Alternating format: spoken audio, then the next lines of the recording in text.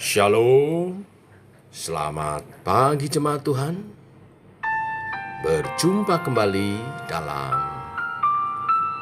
doa pagi online. Sekali Yesus, selamanya Yesus.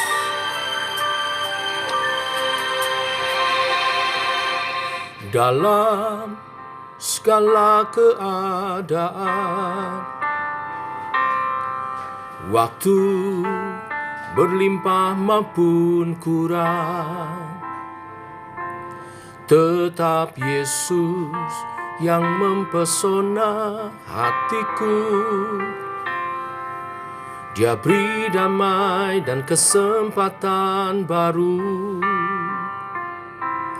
di setiap musim kehidupan. Waktu ku kuat maupun lemah, tetap Yesus yang mempesona hatiku. Dia beri hidup dan kesempatan baru. Sekali Yesus, selamanya Yesus. Harapanku tak akan hilang, karena kasih-Nya sekarang ku ada. Oh Yesusku, ku cinta Kau selamanya.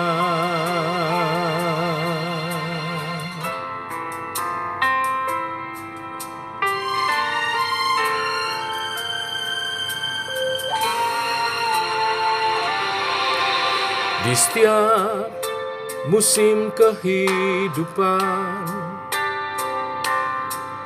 waktu ku kuat maupun lemah, tetap Yesus yang mempesona hatiku. Dia beri hidup dan kesempatan baru. Sekali Yesus, selamanya Yesus. Harapanku takkan hilang, karena kasih-Nya sekarang ku ada. Oh Yesusku, ku cinta Kau selamanya. Sekali Yesus, selamanya Yesus. Harapanku takkan hilang, karena kasih-Nya sekarang ku ada. Oh Yesusku, ku cinta Kau selamanya.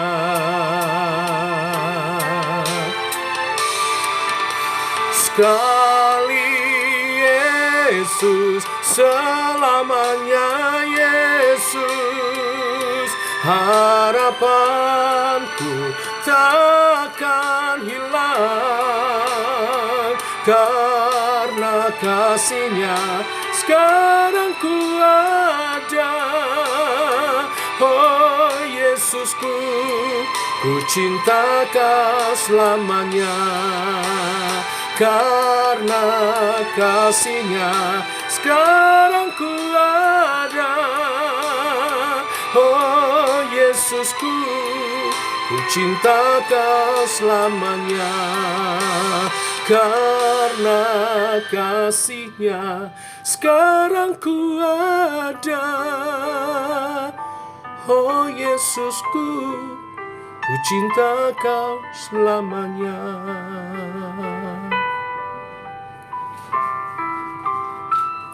Ku cinta Kau selamanya.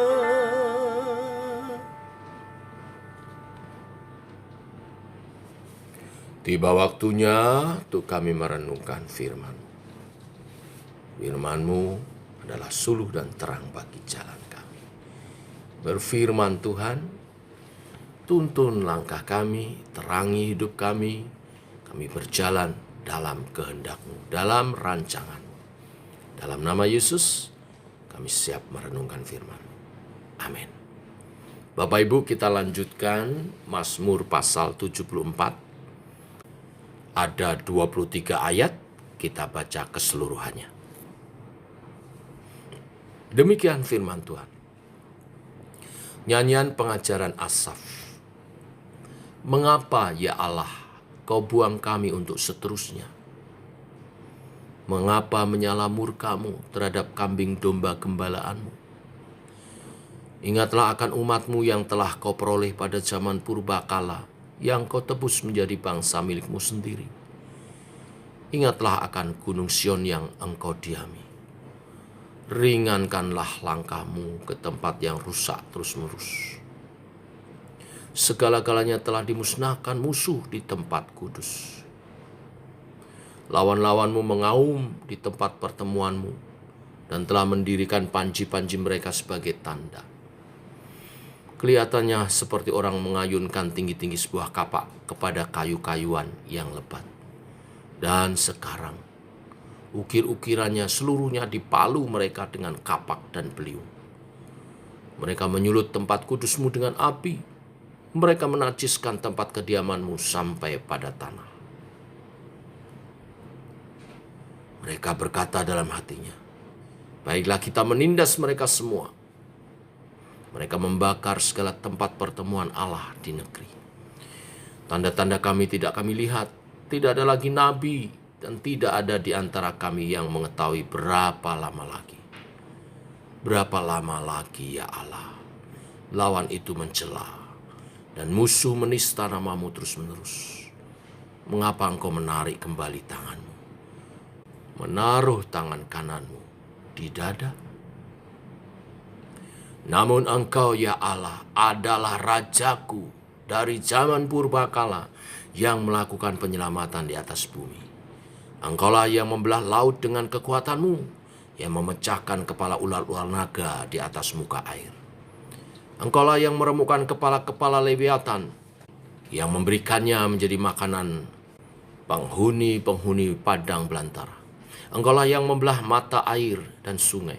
Engkaulah yang mengeringkan sungai-sungai yang selalu mengalir. Punyamulah siang, punyamulah juga malam. Engkaulah yang menaruh benda penerang dan matahari. Engkaulah yang menetapkan segala batas bumi, musim kemarau dan musim hujan. Engkaulah yang membuatnya. Ingatlah ini, musuh mencela ya Tuhan, dan bangsa yang bebal itu menista nama-Mu. Janganlah berikan nyawa merpati-Mu kepada binatang liar. Janganlah lupakan terus-menerus nyawa orang-orang-Mu yang tertindas. Pandanglah kepada perjanjian, sebab tempat-tempat gelap di bumi penuh sarang-sarang kekerasan. Janganlah biarkan orang yang terinjak-injak kembali dengan kena noda. Biarlah orang sengsara dan orang miskin memuji-muji nama-Mu. Bangunlah ya Allah, lakukanlah perjuangan-Mu. Ingat akan cela kepadamu dari pihak orang bebal sepanjang hari. Janganlah lupa suara lawanmu, deru orang-orang yang bangkit melawan Engkau, yang terus-menerus makin keras. Amin. Sampai di sini pembacaan firman Tuhan.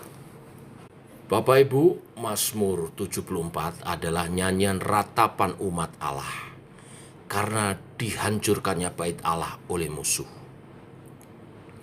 Kemungkinan ketika bait Allah dihancurkan oleh bangsa Babel, ketika bangsa Babel mengalahkan Israel, menduduki Yerusalem, membawa umat Allah ke pembuangan dan menjarah seluruh kota kudus Yerusalem.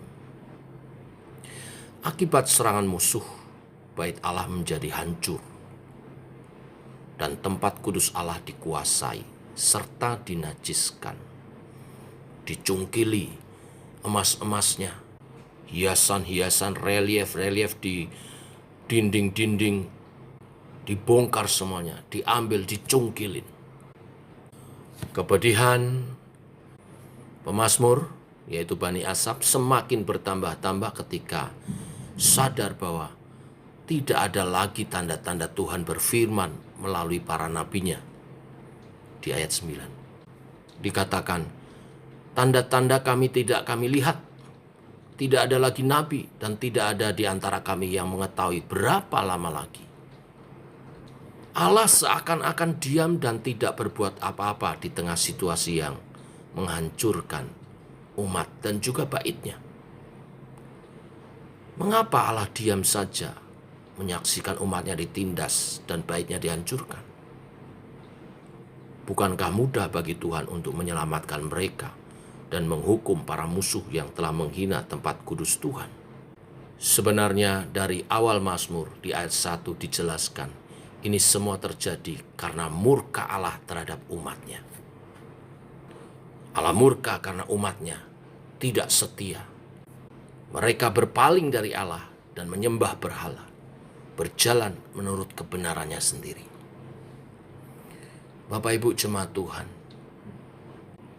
Mazmur ini berisi ratapan umat Tuhan seperti seorang anak yang sedang dihukum oleh bapaknya dan menyadari semua kesalahannya dan meraung-raung minta ampun dan juga memohon untuk papanya tidak terus berdiam, membiarkannya dalam penghukuman, tetapi memohon supaya papanya bertindak, mengampuni dan menolong dia yang karena kebodohannya, kesalahannya ada dalam penghukuman.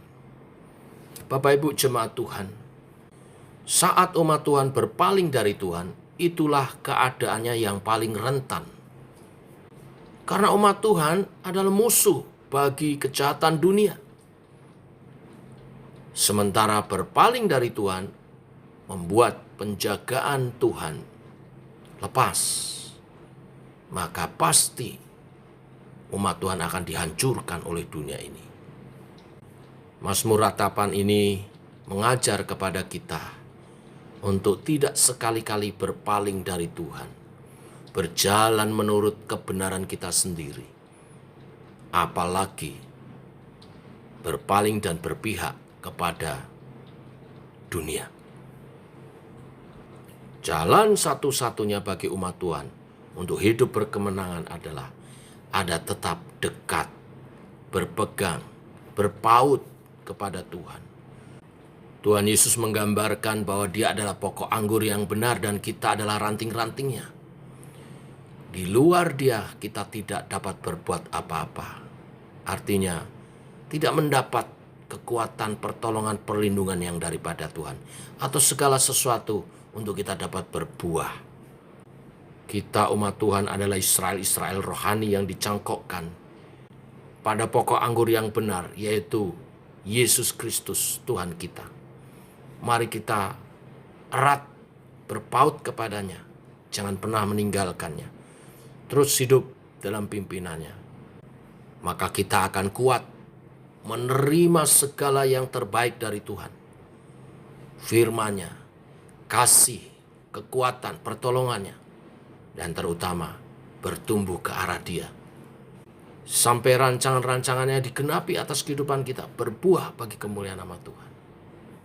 Mazmur ratapan ini mengingatkan juga kepada kita, bila kita dalam keadaan berdosa, jauh dari Tuhan, kembalilah. Selalu ada kesempatan kembali. Seperti yang disampaikan pemazmur Bani Asaf ini. Meski Tuhan tampak diam, membiarkan umatnya dalam penghukuman, tetapi pemazmur Asaf ingat bahwa Allah bukanlah Allah yang tidak mampu bertindak. Pemazmur Asaf ingat kemahakuasaan Allah yang telah terbukti di masa lampau, yang menebus umatnya. Ia ingat akan kedaulatan Allah atas alam semesta. Pemazmur Asaf juga mengingat siapa Allah yang ia sembah, Sang Pencipta alam semesta, yang adalah Raja di atas segala raja. Melalui Mazmur ratapan ini, pemazmur Asaf mengajak umat Tuhan terus berseru, sampai pemulihannya dinyatakan. Demikian kebenaran firman hari ini. Demikian pemberitaan firman hari ini.